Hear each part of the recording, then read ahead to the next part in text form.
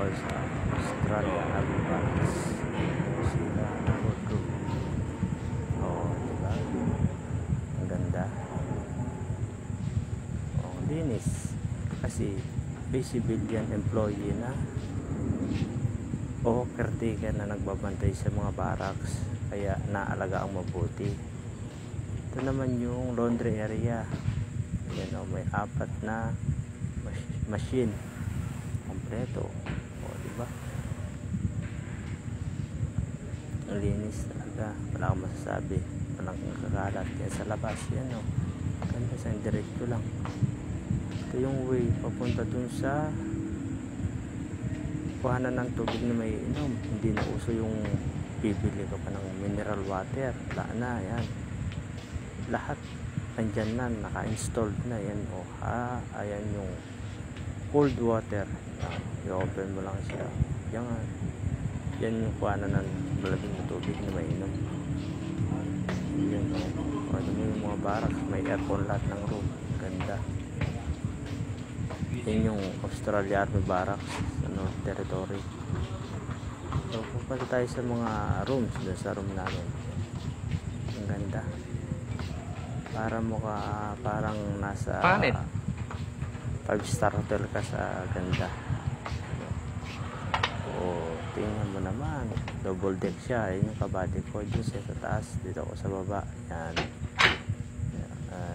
Yan yung mga gamit.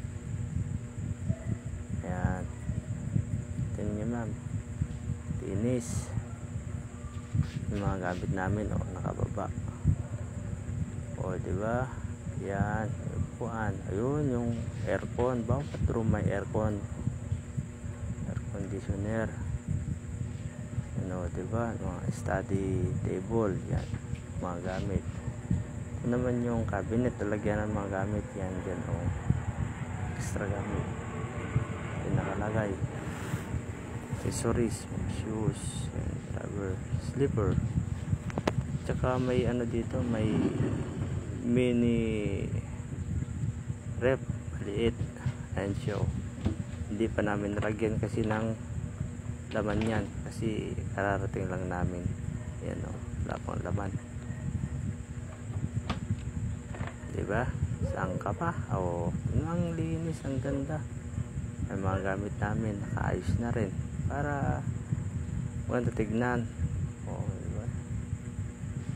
Ayan, yung switch ng ng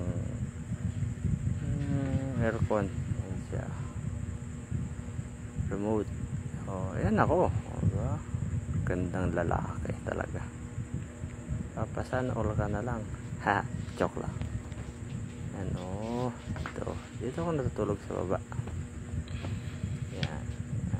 Medyo magulo lang pero goods yan. Okay, yan lahat.